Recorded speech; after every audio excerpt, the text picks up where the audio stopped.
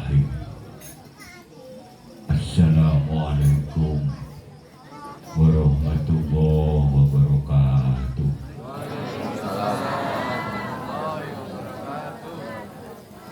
Hamdan liman qala fi kitabihil karim wa huwa asyraqul qailin. A'udzu billahi minasy syaithanir rajim. Bismillahirrahmanirrahim.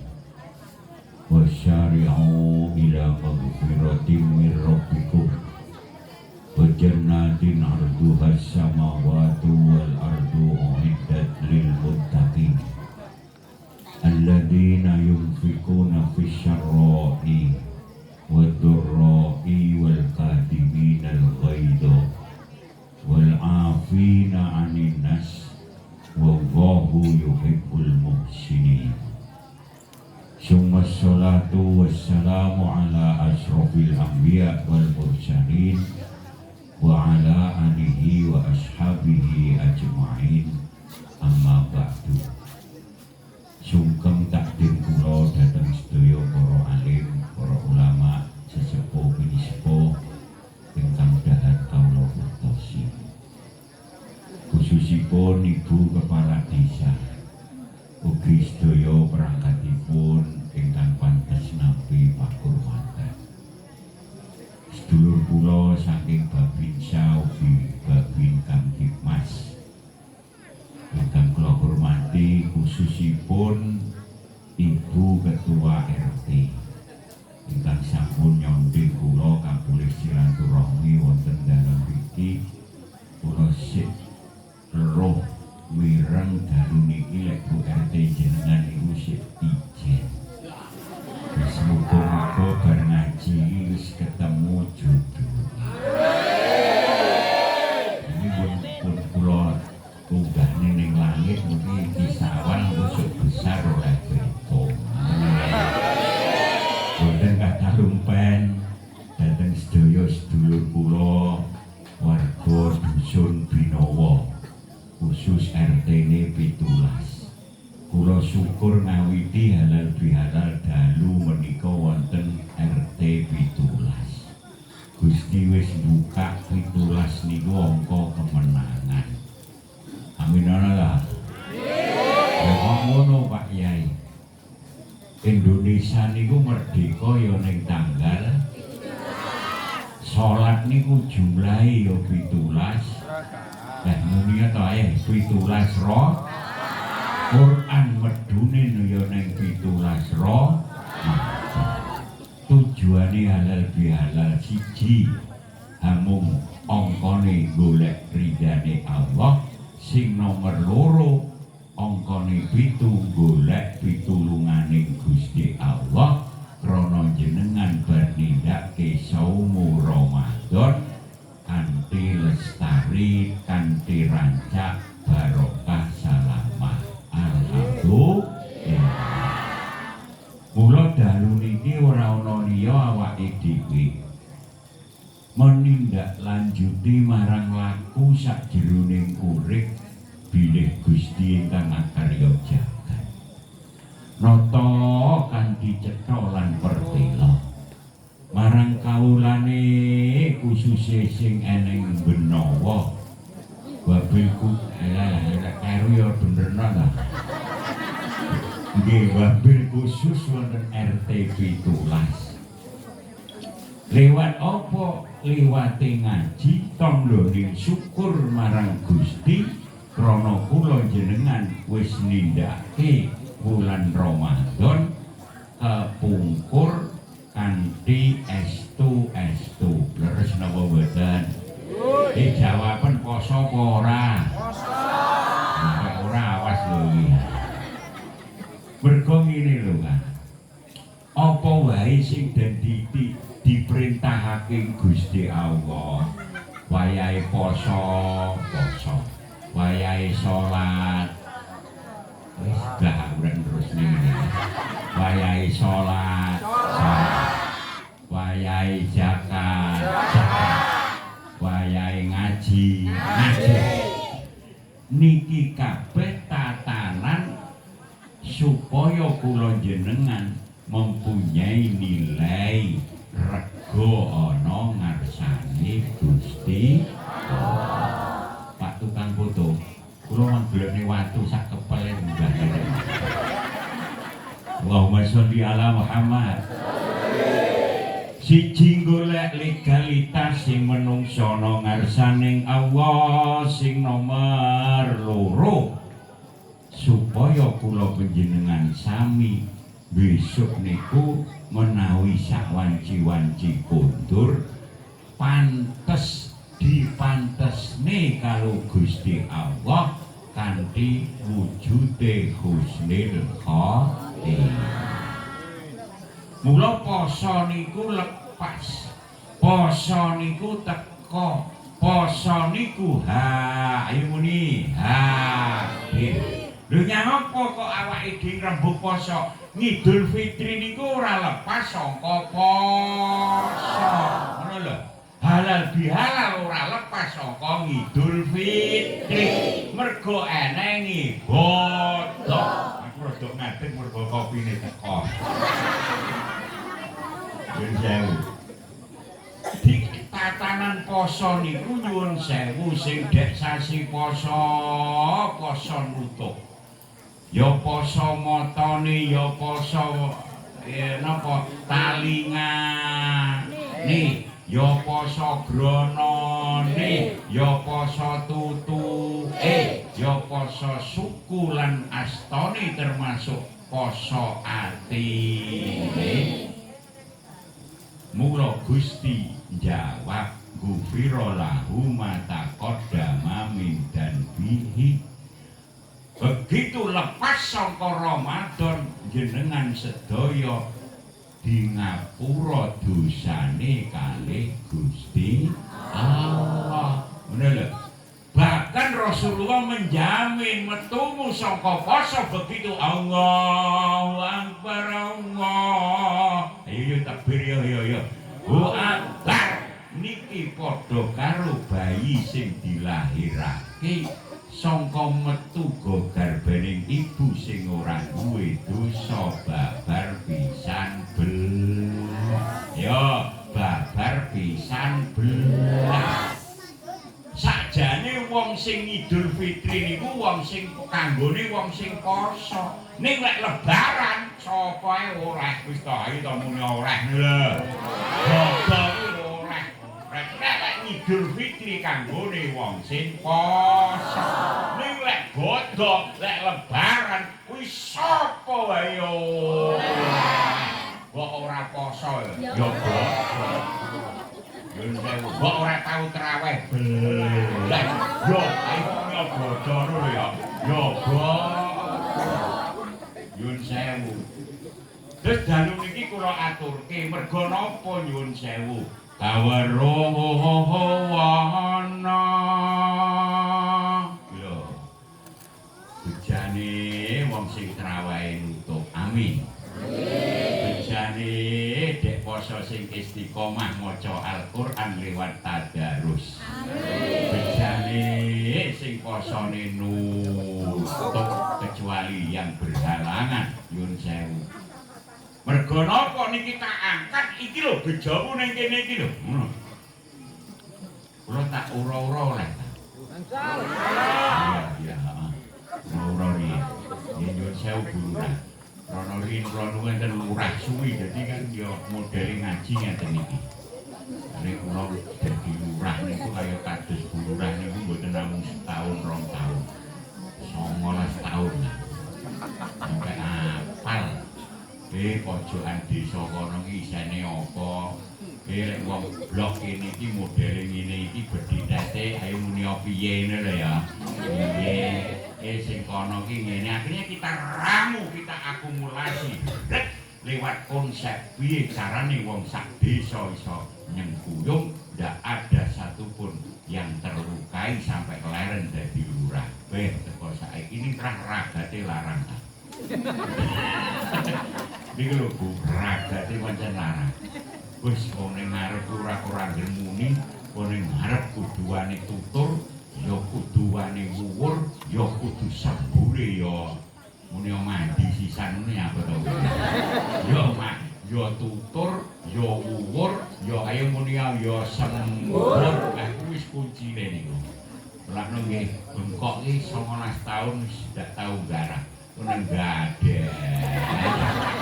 Ndak tau roh pojokane bengkok. Mending sakniki sik enten dede. Riyen belai to muni obel. Tambahno akeh wong mantu iso dilebut-dilebut to. Ya piye? Wong rakyat milek mantu mesti munjung gone ora. Gelek munjung riya panggang sitok lho. Beda lho karo gone mudin. Gone mudin beda. Gone urang iki wis sego patut, lawuh ae to. Patut. Yo cara gedang yo wis sembarane patut. Niku jane karo nampa niku wis rorot det. Weh ngene iku mara rek padha karo rakyate priyo isih. Wis mumet Bu. Sing paling akeh wis anggaran ngoten-ngoten. Saiki jenengan nyumbang 50, apa yo gek lurah 50. Lha sing catet-catet ki asing kok bocorne. Dadi tau ke taman kok ngono. Wis urane ngopo ora nengok. Jajale kok sesuk bocor. Wis nek munjungne lurah anune gedange longone kek. Iwake barane nyapa sing nyumbang ya padha karo awake dhewe. Wis panggah rada patut niki guyonane. Pun kula terusne ben ora ngantuk nggih. Niki ngajine dilosne engko teko sak jam-jame. Ora-ora. Wis kawerowana.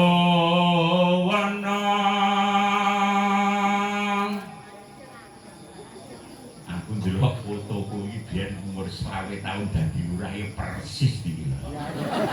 Asli iki umur 20 tahun wis Joko pun dadi lurah. Wah, wis kaya ngeten iki modele. Dununging urip iku ana ngendi lamun benjang wis tumekaning palastra. Wong mati nyandi parane.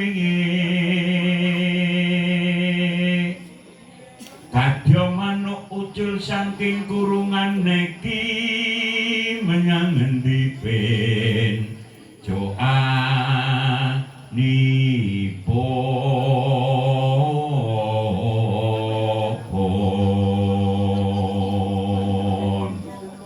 Sedulur, napa mawon sing Gusti Allah paringke diwujudke ingkang maha wujud. Lewate tatanan laku ana binawa panjenengan awale ora duwe apa-apa, ora iso apa-apa, laire metu saka nggobaning ibumu. Mboten enten kok awake dhewe kene iki cap lurah ya ora eneng, cap ayo muni RT ngono ya. Ya ora eneng. Ya cap iki ke guru polisi tentara ya ora eneng.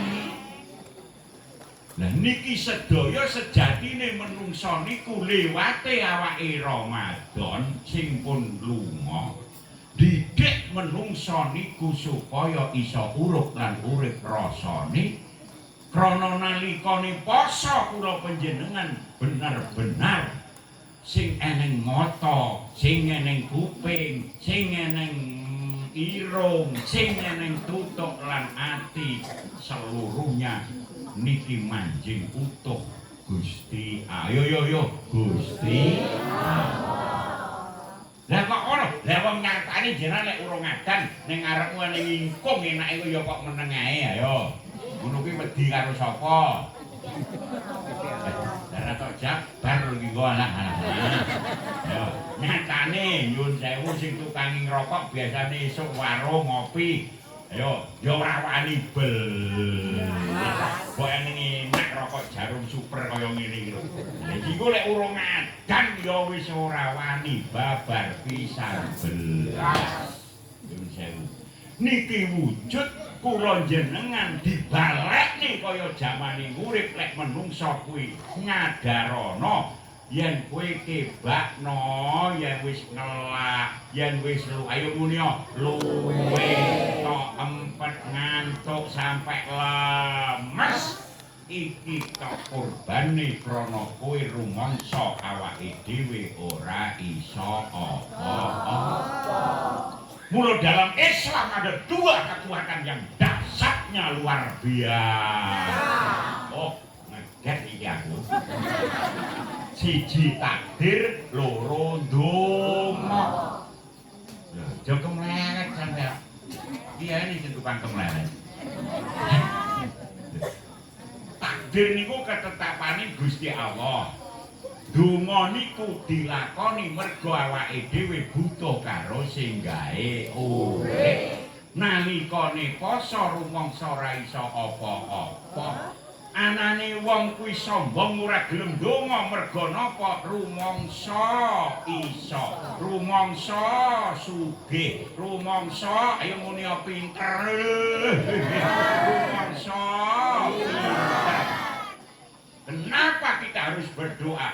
Doa silahul mukmin. Doa adalah ruh daripada amal. Mula ndonga buktine lek menungsa ora iso apa-apa. Ayo contohne wis. Iki ngenulne rasa mergo halal bihalal. Bu. Nek wong niku apa iso. Lha ngapa si jenenge dokter kae tukang nambani ayo to muni wong lho. Tukang nambani wong. Lah kudune umure kan ya luwih dawa. Kudune ya sehate ayo to muni apa ngono lho lah. Wah. Nek nyatane dokter ahli kulit malah gudiken. Iya apa ora? Ora mari-mari karo preca iki ayo. Kudune nah lek dokter kuwi ngerti ayo iso. Luwih dening iso nyuwun sewu. Lah wene sing dokter ahli jantung ya malah mati lho, cek usia enom serangan jantung. Iki contoh. Niku contoh sing riyin. Mula kula jenengan enenge wong niku didrak nalikane awake dhewe ditarbiyah. Waktu niku dilatih ana ing wulan Ramadan. Niki lho jenenge latihan kuwi kudune ya eneng hasile. Poso bolak-balik ana biar ae tambah 1000. Ya, nalika poso masjid yo bledos-bledos. Apane jamaahe pasang ayo muni pasang tero. Nyun sewu, ayo saiki wis takbir bodho 6 dina sesuk. Masjidmu yo rame neh. Benar. Nalika poso ngendi-endi padha maca Quran. Nyun sewu. Saiki ya ning wong maca Quran bareng. Kalau malah dilok, lah ora poso terus. Yo, nalika poso padha sedekah ukuran iki kaya sing takjil sing buber. Saiki kaya eneng wis ora. Mula Ramadan hadir, ayo kita pendek satu hikmahnya. Di antara salah satunya adalah kula jenengan bener-bener melestarikan. Mulane dawuh Gusti Allah Bismillahirrahmanirrahim. Ekone longono ben ora. Walitu kamilul iddata walitu kabbirallahu la'allakum tashkurun.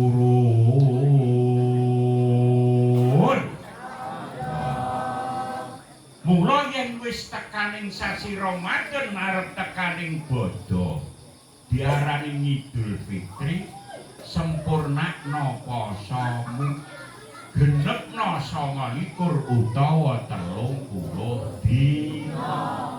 Niki lho rangkeane. Lah rek wis tak sempurnakne bahasa lituk milani tidak hanya sekedar kita menyempurnakan puasa, ning semangate poso sing akepungkur ayo dilestarekne.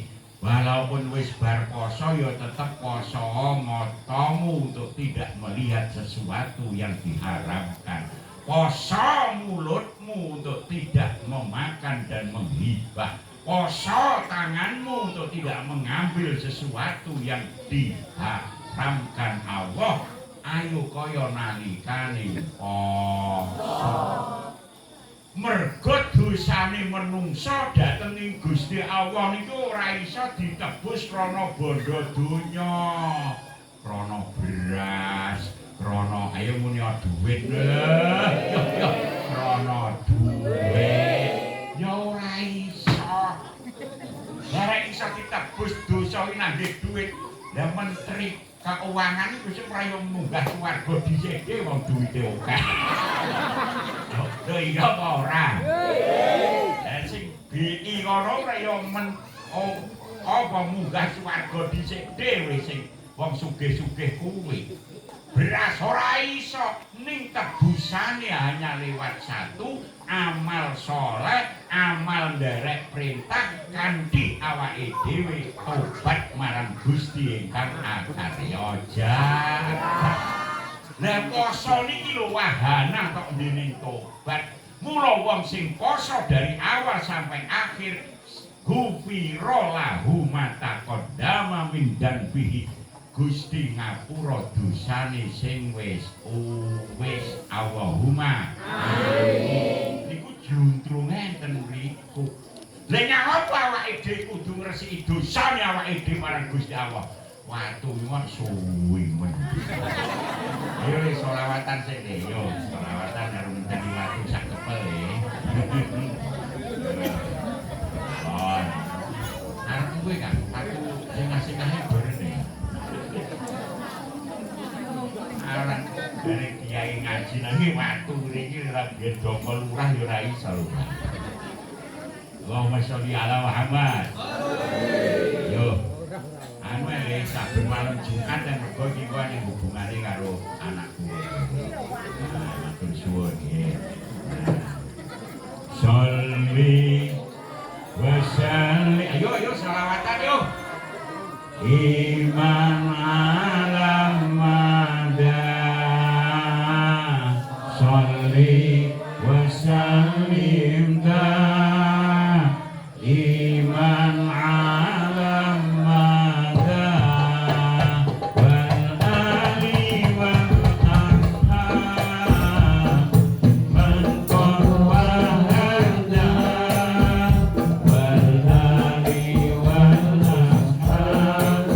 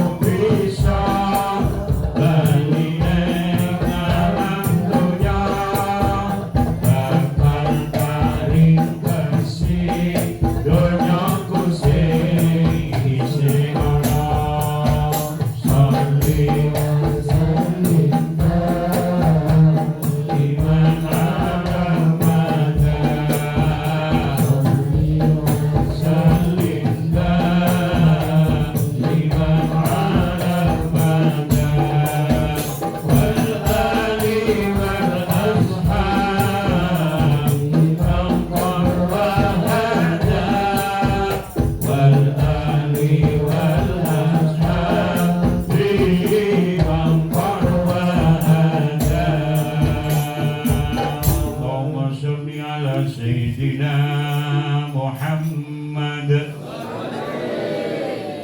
Sedulur, terus kula panjenengan lakune sakbare poso kudu nerusake. Apa sing wis den ditindakake ana Ramadan aja kur buyar yen wis tekaning bodho. Mergo ngaten kula jenengan niku urusane mati kan mboten pirsa. Nggih napa nggih? Nggih. Urusane kuwi lho ndak eruh. Kapan waktune, kapan saate, sasine apa, dinane apa, taune pira, niki namung Gusti Allah. Lah apa hubungane karo watu? Wong sak wonten kathah ini termasuk kula, termasuk sing wonten mriki, boten enten kok ora pengin husnul khotimah. Ora ana kok sing ora pengin jembar kubur padang. Ora ana kok sing ora pengin liqa'illah makbarahnya bagaikan satu raudatul jannah, taman surga yang ada di alam barzah. Nggih napa nggih? Mula hubungane karo watu ki ben wong penting paham durung ngerti nglestarakne apa sing wis ditindakne ning Ramadan sampai pecate nyawa. Mergo itu adalah rangkaian kanggo nebus, kanggo istilahé gayuh marang apa sing kedah kula suguhne dhateng Gusti Allah. Bu. Nah, yo kula traiso tak hadiahi. Siap nih. Nah. Pokoknya ya nek tas aja lah wong sini. Kan. Bu. Pak, iki iso jawab ayo ya droh barang. Besok tugasé malaikat kuwi ning akhirat marang umat Kanjeng Nabi termasuk awake dhewe iki nyapa. Niki kula buka kesadaran diri masing-masing termasuk kula supaya dek poso nek ngempeng kaya niki aja ngasih surut sampai tekone aja. Ngoten lho nggih. Iki hubungane karo iki. Ayo Bu jawaban yo. Waktune nyelot wengi, ayo dijawab apa tugas malaikat besok eneng akhirat eneng. Ana marang umat Kanjeng Nabi termasuk warga dusun bi. Saurana bi. Iki urung halal bihalal belas sik rebutan karo kono lho. Yo apa tugase yo? Nyapa saksi masamu pemilu. Yo lek saksi pemilu oke iki ora perkara lek ning donya kuwi sik berperang ning kono kok besok awake dhewe. Lek ning donya sing iki karo ning kene iki wis lek ning kono kuwi nyapa. Laporan ayo RT-ne sing urung ndang laporan. Yo, laporan apa nek yo. Nggih, sabar Bu, terang wong akeh iki yo. Ayo apa nek yo? Menjaga pintu neraka. Lah iku rasa tok jaga Gusti Allah. Lah aku kok jaga kuwi awake dijajakno. Ayo nyapa yo. Mancing yo. Kuwi awakmu dek poso ae karo buka ta lho, malah kapur wong wis lho ya. Yo. Ya, ayo nyapa yo. Pun kula jawabe nggih dhewe mut-mut lho nggih Bu. Nggih. Bar medhun niki kok sesuk jenengan krungu adzan, sesuk jenengan wayahe Jumatan, sesuk jenengan sing sugih kok muni mlecing sisan ngono ayo. Mlecing wis ditenono mergo hubungane karo iki. Watu ora diantem iki ora. Lha nyapa kok watu diantem iki. Perkara niki jawabane iki ngene lho, ngene iki lho. Ki mangkok ya untunge padha melok ngaji alhamdulillah. Dadi wong ngaji niku kula paringi bocorane langit. Sejatine jenengan niku mesakne ning nasibe dhewe. Ngono lho, ngaji ngesek ati. Mula wong ngaji niku sing ditata, sing diresiki atine. Nyuwun sewu. Mergo Rasulullah kan dawuh ngeten. Nyuwun sewu. Wong kuwi yen atine mati padha karo bathangku. Ayo muni uripan. Gila-gila. Lah piye wong duwe watak ndablek kok. Muni alah muni iya ngapa ta kowe iki. Wong kuwi lek atine mati Gusti menilai urip ning sejatine kuwi urip-uripan padha karo batang mati. Mula sing sapa nguripke ana ing Idul Fitri kegiatane mulai saka zakat fitrah, mulai saka muni takbir, mulai saka menghidupkan takbir semalam sauntuk atine dijamin ora bakal mati senajan to atine wong liya padha mati. Mulane lebaran iki teko sik malaikate ben ndorong sik kaya ngono. Lebaran iki rawuh teko bodho akhire adat sing kok gedhe-gedhe ning ibadah sing akhire ora tok engko lambi anyar omah ayo muni dicat ya. Omahe dicat. Mulane fenomena seminggu terakhir mau lebaran deloken sing kerja mall rame. Oh, ayo muni kasar lho. Kabeh padha mudhek saeneng-eneng. Sing penting ra kulit to Kang. Kuwi nyawet kok ngloroti aku. Sing tak uyas klambimu sampe online ping 3 karo aku ro. Lagene online dek boto iki ben ngene wong sejarah. Wong saiki kan usum online iki kan wis tak hitung wedok-wedok iku. Iki ngarep oh iya esuk kudune biru. Ya. Nek awan wis ganti nah. Ya, sore lho tak delok-delok. Dek sing lanang iki dek ngono iki sing wedok ya Jawa sekingkeran barang. Perawatan. Dek sing lanang iki ngetep ning gune utul-utul. Klambine iki batik hitung kawi ora ganti. Yo. Dan sing wedok iso kilang-kilang lo pincong. Dan sing lanang iki kilang-kilang boyoke. Masya Allah. Yo. Jadi kulit kuwi aja digedhek. Lah gimana wong semua itu kembalinya ke sana.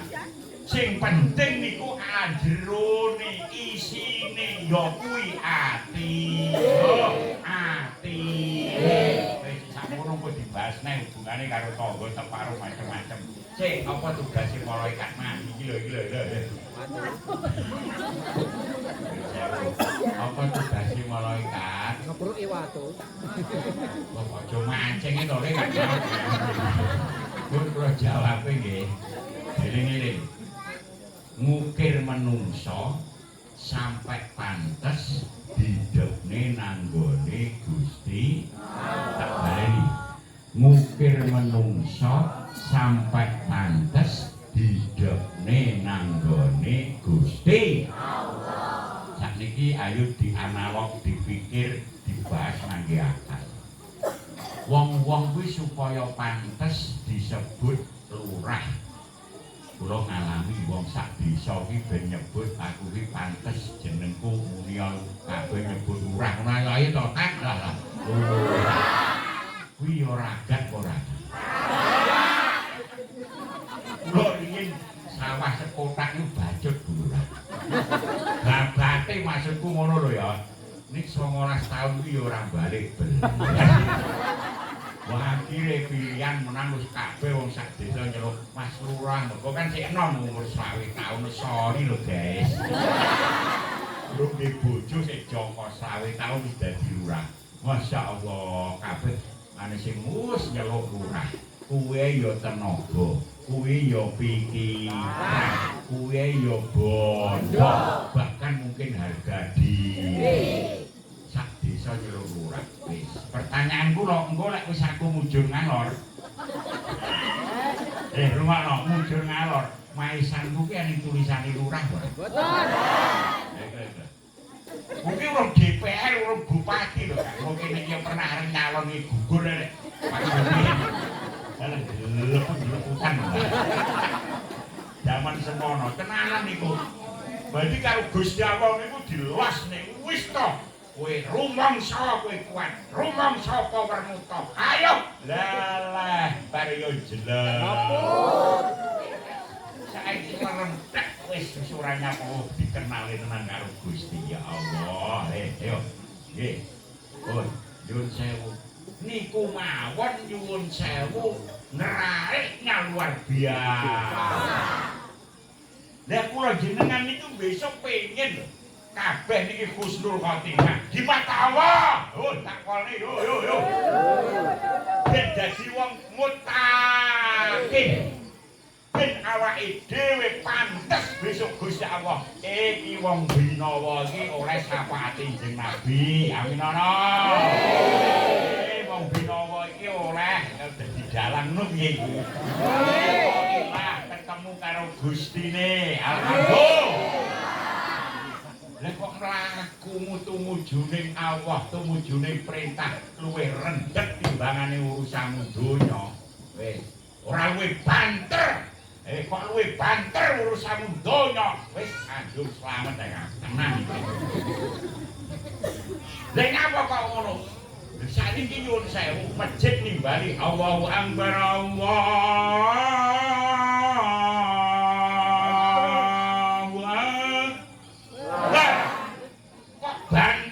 Kadok kilat aluse sikilmu entengi kaya kapas. Begitu sampai tujuan aluse rasamu nalika Ramadan enenge Allah lir kados sutra. Iki lho sing alamat katitikan husnul khotimah. Nek kan ora cocok. Mesti sugih ki ayo iki lho, halal bihalal RT. Lha kok malah ngejimne RT. Lha sing sugih liyane ku apa kok?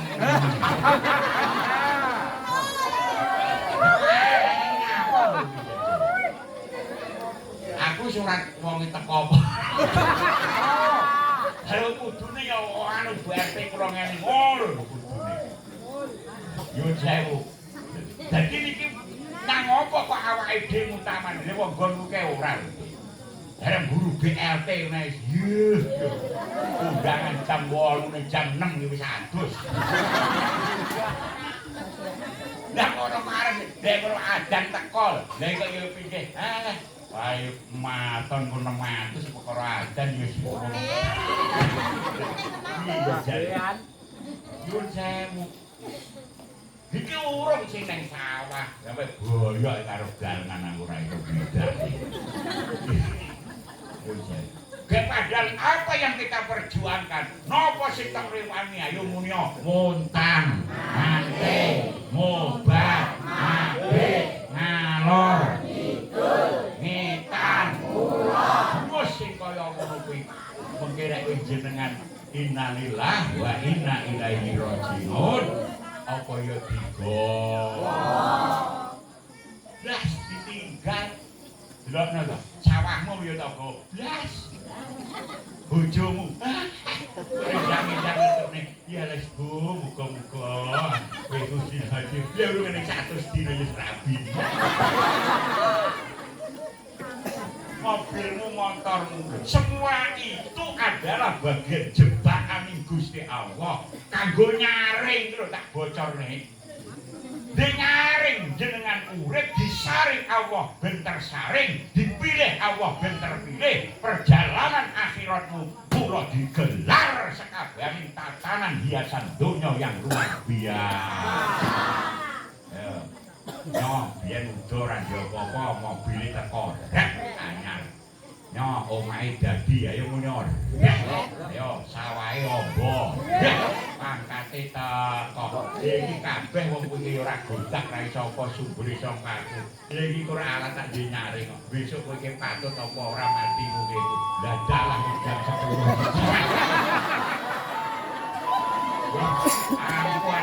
Mata remaja teko. RT putih tak kuwi peno jam. Dadayana Malang. Ya Allah. Nyun sewu. Dadi donya niku apa wae, Bu? Sifatnya sementara, ora ning sing langgeng. Bener. Lah kene iki biyen jaman murah kaya ora leren, nyatane ya dongkol pensiun. Nyamuk kok ngorok ya. Ayo, omahmu sing tak tresnani nek munggahe sing sampe kaya ngono, jane ning jenengan wujud ngalon. Gek inekno seminggu omahe. Lah ora bengok Mbah Mode. Nek apa wis dadi kuburane, ayo ndang dipadhet. Lha ngono bature jamaah, bature ning masjid, bature yo nuju Allah. Lah kok enak-enak lepo karo gendeng omah ramu nek kok kocok apa ya. Nek krasa ya krasa. Ya mbuh. Nyun sewu. Mula tugase malaikat ngukir menungso supaya piye iki pantes ana ngarsane Gusti Allah. Lah hubungane watu kuwi apa saiki ngene. Niki kan watu, iki kan akik nggih. Buku, Pak, akik nggih. Aja ngantuk kok gak ora ngantuk kene sampe gobias kaya ngene. Niki kan akik. Sadurunge niki kula pundhute emban. Sehingga pantes kula ageng. Terus kula dekne dhateng para-para ingkang lenggah wonten mriki, kula nyalami asale kan ngene iki. Oh wong kene iki rada nyaut basa wong iki. Asale lan ngene iki. Watu. Lamun watu kel ngeten iki tak tukokne mban terus kula mbeli.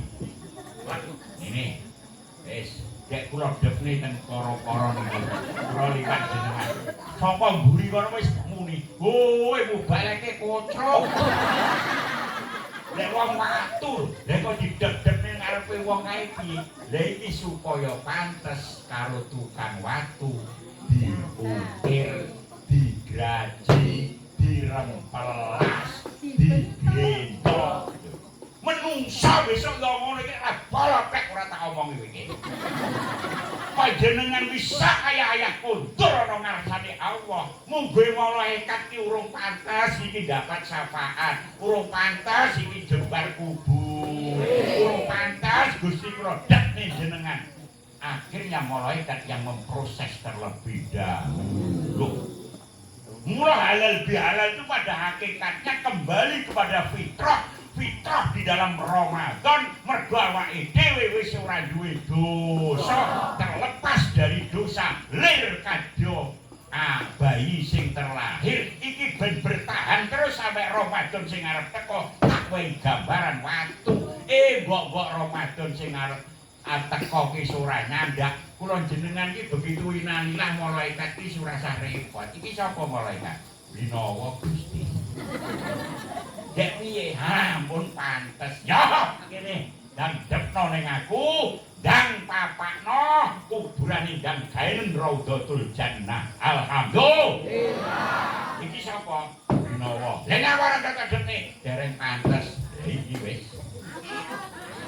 Remuk. Pak Wok. Remuk Pak Wok. Iki pajike piye, Pak Wok? Ayo, Mas. Lek aku ora nang kodhok malaikat. Padahal dhewe wis tak wae umur sakmono dawa. Apa sing dilakoni ning Binawa? Liyane kok tak wae umur 60 sampai 80 taun. Iki nyapa kok sampai urung pantes. Ngapunten Gusti. Anane dereng pantes urip nalikane enten Binawa. Umur sak dawane sing kaya ngoten. Masya Allah, iki sik kolonge wong lali, wong lirwa. Lah marane ora pantes apane malaikat. Motone lek ora tau roh masjid. Lah iki delok apa mata wong masjid musala ning Binawa sakmono gedhe. Alah iki mloro iki. Nikmate jenengan. Lah apa sing nemen dhewe? Ya sak bojone. Ya sok mulya sawahe ngono nyapa iki. Ya sok sawahe, ya sok gawe. Ya Ngono gek kuwi kok tok kapakne motone. Nggih paling ora nggih kula graji. Terus sing ora pantes apane nek tangane lho, timbangane ngono, Ramadan tampil janing graji awake dhewe. Remplas awake dhewe. Gendo awake dhewe. Lek niki jenengan pertahankan sampai Ramadan yang badhe dateng, masyaallah panjenengan panggah la'alakum tattaqun. Mula puasa adalah merupakan konstruksi di dalam Islam yang amat sangat dahsyat pengaruhi dalam jiwa ning kanggone wong sing poso kanthi tenang. Pun saged dipahami nggih? Niku. Mula sawise poso awake dhewe bayar zakat fitrah. Zakat fitrah adalah realisasi perwujudan praktek kanggone wong sing poso tenanan, rasane luwih, rasane ngelang, rasane lemes. Mula kaya ngapa nasibe dulur-dulurku fakir miskin sing ora iso mangan, masyaallah. Mula Gusti matur suwun kula akhire bayar zakat fitrah. Alhamdulillah. Begitu zakat fitrah jenengan lakoke kanggo mitrai resiki jiwa ragane nalikane poso, mergo Rasulullah dawuh wong sing poso kok urung nindakake zakat fitrah mu'allaqun baina syara' wal 'ad hatta tu'addi zakatal fitri. Posone sik ning tengah-tengah antarane langit karo bumi, urung diangkat sadurunge dheke nindakake zakat fitrah. Ayo ngono delokane ngambang bar zakat fitrah. Ayo muni yo. Alhamdulillah. Mula sedulur, akhiripun kula jenengan hakikate Idul Fitri niku nyuwun sewu menang. Mirengnya. Ya, mirenge menenge nggih. Masyaallah kok jam 10 punjul terus nek sak bab iki sik ya. Ben paham ku sing urung njaluk ngapura ing ngapura bar iki sik ana kesempatan. Ngeten lho Bu. Rasulullah sallallahu alaihi wasallam. Terus sangka rangkaian Idul Fitri niku siji bayar zakat. Ayo to wangono, bayar zakat fitrah. Nomor loro ayo muni takbiran dulu. Nomor loro takbiran. Nomor telu awake dhewe salat Idul Fitri. Sing nomor 4 lagi halal bihalal. Iku mulane nalika badhaning salat Id Rasulullah sallallahu alaihi wasallam nyuwun sewu niku boten enten angin, boten enten udan, boten enten napa-napa, kok moro-moro ngucap nih kalimat amin ping telu tak salat Id. Amin. Ayo yo. Amin. Ayo yo. Amin. Wes. Akhiripun sahabat nyuwun pirsa. Lho, kok teko saiki wong lanang karo wong wedok sak omah urung padha ngapura kok niki tak bongkar.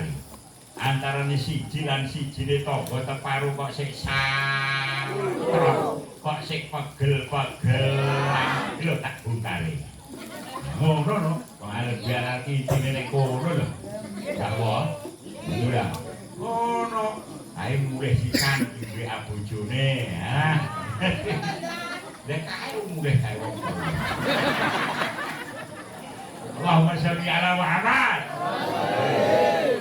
Akhirnya sahabat anglet. Sejak lho wayang iso wengi kelar iki ngaji lagi sak jam wis mulih. Wis napa-napa penting mirene ning dalem nggih. Wis apa-apa. Ya Rasul, ini disampaikan bab niki nggih Bu. Iya, nek ngopo kok awakmu teko. enten napa panjenengan wau bar salat kok langsung ngendikan kalimat amin amin ping 3 nu wonten napa ya Rasul? Ngene lho ya. Pas aku sampai salat, mangke ning malaikat Jibril medhun ke awakmu ndak padha pirsa, ning aku pirsa ro. Kersa napa? Donga nyanggone Gusti Allah supaya aku kon ngami. Dongane napa? Ora usah bengok-bengok, rek terang lah kopine.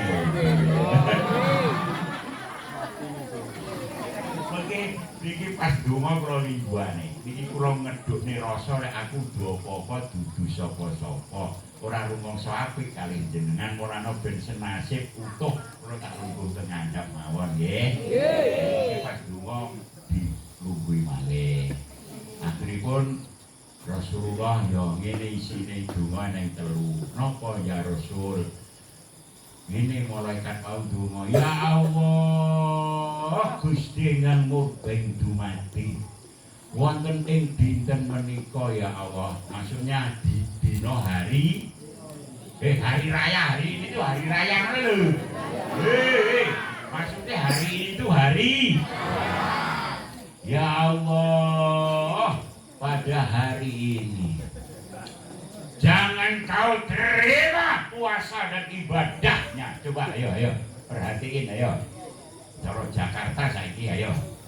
Ya Allah, pada hari ini jangan kau terima puasa ibadahnya anak yang durhaka kepada orang tuanya. Nah, mula wong halal bihalal iku jane sing tak jaluki ngapura sing pokok ki telu iki lho, rumakno. Iki apa kok meneng nek. Sing nomor 1 awake dhewe njaluk ngapura nyang wong tua. Arep anak itu sebesar apapun pangkatnya, sekaya apapun hartanya, wes ora lidok kok durhaka terhadap kedua orang tua.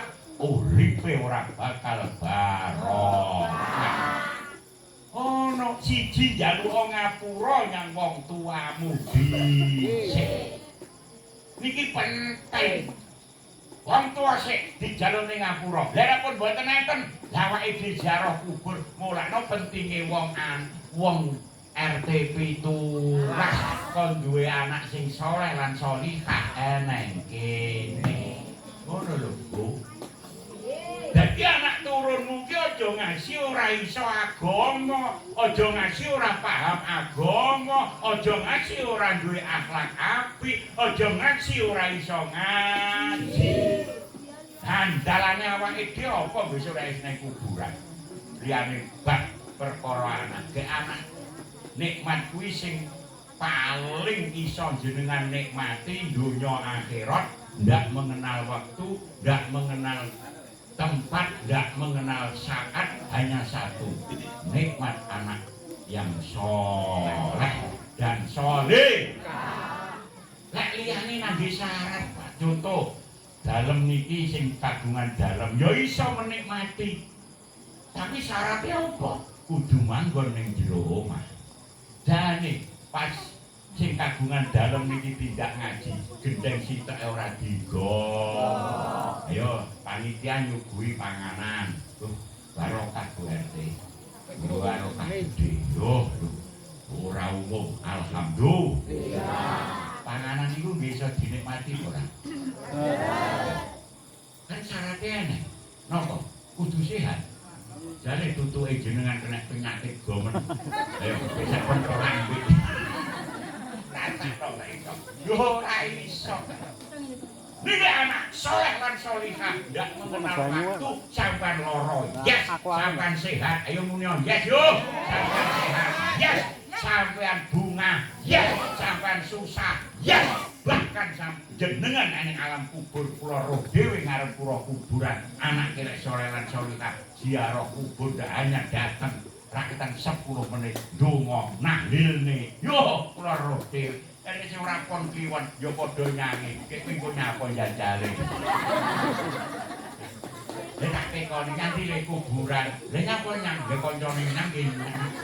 Lha nyapa? Lha nggih, lha Pak Mbok kok sorane nggih. Lah jero mriko kae ku nyapa. Lha kok resik-resikku. Sampai diresiki kok dikebuk ping 3. Sorry ya Pak Mbok aku ra iso ndonga. Lah yo paring digrujungi kembang goreh. Bangura kan digrujungi banyu kendhi. Lah sing kono klilipen, lah sing kono kok panik tuwa. Piye iki? Siji njaluk ngapura nyang wong tuwa. Nomor 2. Terus Rasulullah ayo muni amin yo. Amin. Sing nomor 2, jangan engkau terima ya Allah puasa dan ibadahnya suami istri yang tidak mau memaafkan. Ini penting. Yun sewu. Mula sing nomor 2, ibu bersimpulah kamu kepada suamimu dalu ngapura ingapura. Bu, mau jalu ngapura teng bojone. Tenane. Sampun nggih, Pak. Yen jalu ngapura, aku ngapura ya bodo, apa basa sing muni ngono, Pak. Oh, boten. Wis, Pak, rek ngandut dosaku ngapura ngono nae. Ora muni ngono. Iya, Bu, hati-hati ya. Bu. Ibu. Terus enten setunggale hadis nyuwun sewu nalika Rasulullah kundur Isra Mi'raj. Rasulullah dawuh kali sahabat, wahai sahabatku semuanya, saya pulang dari Isra Mi'raj niku ditunjukkan Allah neraka. Kok tak delok sing paling akeh ning neraka ya wong we ayo to muni ta. Terus orang laki-laki gimana ya Rasul? Ya juga ada sebagian banyak juga. Lah kenapa wong wedok kok luwih akeh enten gene neraka? Napa mboten salat? Salat. Napa mboten poso? Poso. Napa mboten zakat? Zakat. Iki kok malah mergo wong wedok sing ndak pernah bersyukur terhadap suaminya. Kadang-kadang sing lanang memperjuangkan tahun-tahunan sing lanang duwe salah titik yo panas setahun habis sing diling-iling Korea. Wong ning kene yo enak. Yo iya. Wong yo teko. Kan Rasulullah iki aku tak rembug mergo kok idahe ning agama iki ora kok nyepelekni jenengan yang estri lho wong lanang iki kan tanggung jawabe karo Gusti Allah. Wong lanang ki salah wong wedok ora katut. Ngono rungokno ta ora ngono to. Wong lanang ki kok ora salat, ora nglakoni apa wong bojone ora katut. Wong lanang bojomu karo renorno, sampean ora katut. Nek kok sing wedok ora salat, sing wedok kare sing lanang ora nutul, ora ngarah nih. Sing lanang besok digawe pertanggungjawab. Perkarane kan iki tak sampe ngono tak uleng-uleng iki sing wedok sik. Allahumma sholli ala Muhammad. Ya Allah, iki sing nomor 2 nggih, Bu. Pun padha ngapura-ngapuranan kali panjenengan kali bapake nggih. Bapake nggih pun ikhlas.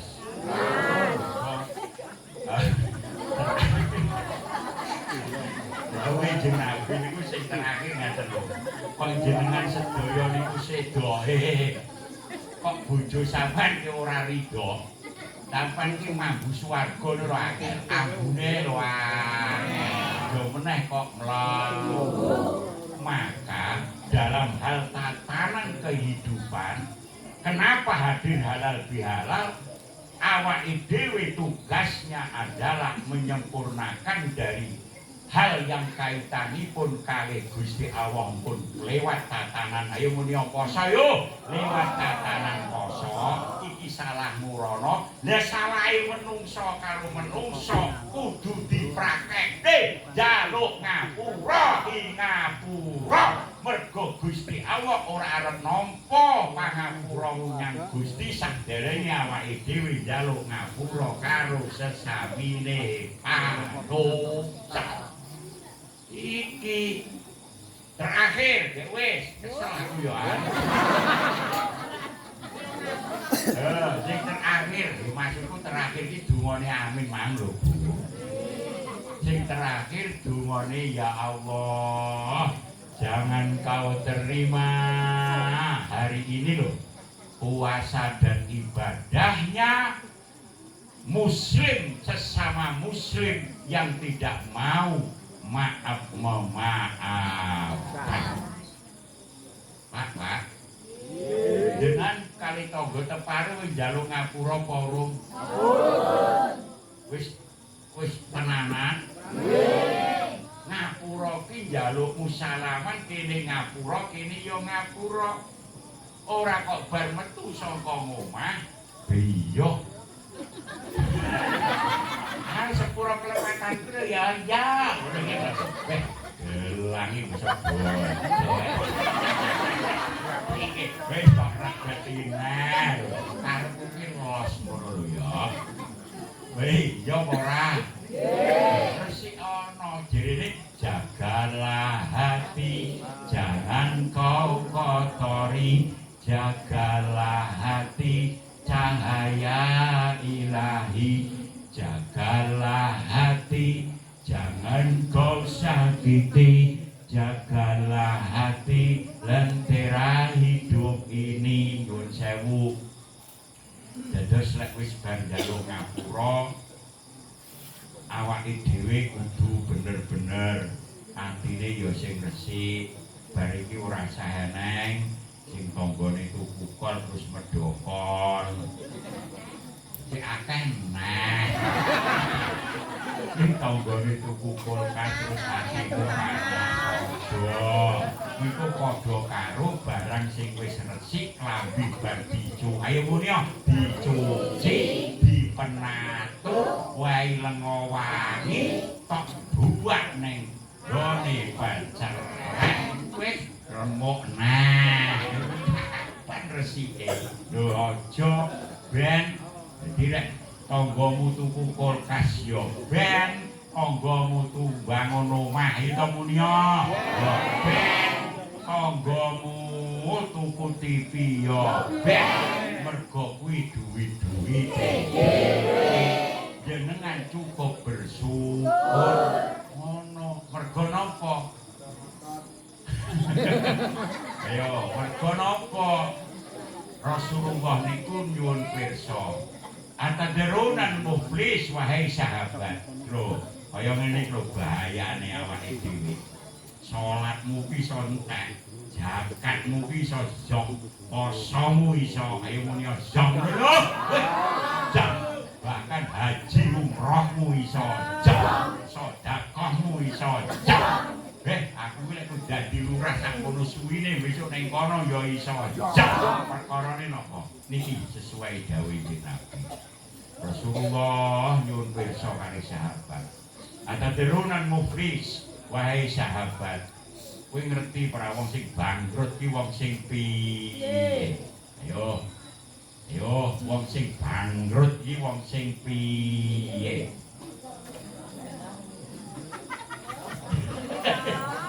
lek gue jenengan sesuai jawabannya sahabat orang yang bangkrut adalah orang yang tidak punya uang orang yang bangkrut orang yang nalika pancen uripe sobek ora saiki duit iki ya istimewa apa deloken lho mulane wong kuwi ning lingkungan iki rasane beda-bedane iki sugih iki mlarat rungokno aku cegek dhewe rek ning beda-bedane ngono kae wis sugih nek kok sugih kok dinikmati sak anak turune ha ning opek lingkungan ora peduli ganceng aku kon gurmati apa ini nyatane lho wong saiki ngregani wong krana ilmune krana imane krana ngalime kok ana wong sugih pol padha poso ya ora teko pengajian ngono iki panitia iki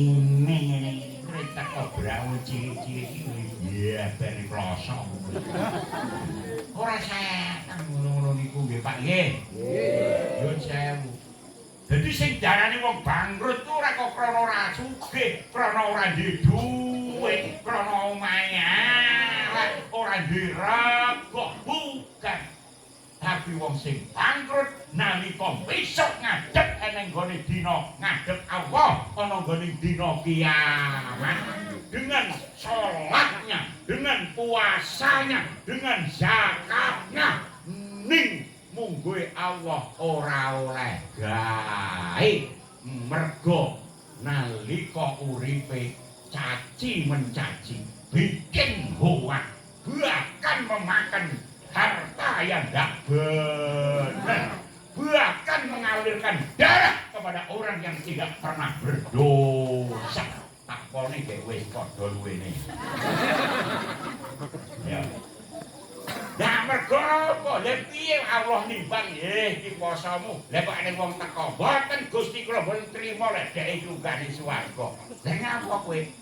Lah nalika uripe neng kon ngelek-ngelek kula mawon menghancurkan nama baik saya dengan membuat hoak yang luar biasa. Fitnah yang luar biasa. Kula mboten trima. Alah, terus piye? Akhire ganjarane posone wong manggih nutuk sing nang kono mak ayo muno mabel kelong nek ayo muno kelong nek yo terus ditimbang nek iki apa salate lha kene wong teko kiri apa iki boten trima kula jaman ning binawa cengkrene kalih kobong ngidak kula sing salah kula njaluk ngapura mamah kula wong ora duwe disia-sia. Kula boten trima. Ya ngono nggih alah. Kelon. Ayo muni lah entek. Gowone jakate tekone. Iya, wong sing rumangsa difitnah. Lah dinutup nek entek akhire nek tagihan ki terus gek kene sorane ya yo lah iki lho pentinge wong kon guyub rukun iki lho pentinge saling kita mau memaafkan yo jauh nggih Bu nggih cicilan sijine rukun ana kene rejeki sene sing nata Gusti sing ngatur awake dhewe ayo seiring seirama di bawah pimpinan Bu RT angkane 17 ben gawa kemenangan donya akhirat mergo warga RT 17 seneng guyub rukun ya alhamdulillah besar ngiring mantap alhamdulillah pun setengah 11 wonten mawon kurang sesu ya rene neh nyapa oh istighfar Bu ya kopi lu diombe wis kenapa udah kita ombene nang ngandhap mawon semuanya kok sudah mawon nggih maghrib desamu ya ayam ben tentrem atus saka barak giling-giling lho nggih watu wae lho nggih pokok niku apa lek ngaji wong Ponorogo watu kan giling-giling terus ya iya timbang digraji besok dirempelas digrendeng yo saiki ngono ya yo istighfar yo Astaghfirullahaladzim Astaghfirullahaladzim Astaghfirullahaladzim Innallaha ghafurur rahim. Mengke pas donga niki mbok sah rasane piye-piye mergo donga pageran niki sangka auliya Allah dongane Jawa kawi les kula paringne ten lewat halal bihalal dalu niki nggih. Monggo. Allahumma sholli ala sayyidina Muhammad وسلم ورضي الله عن صحابة رسول الله أجمعين والحمد لله رب العالمين.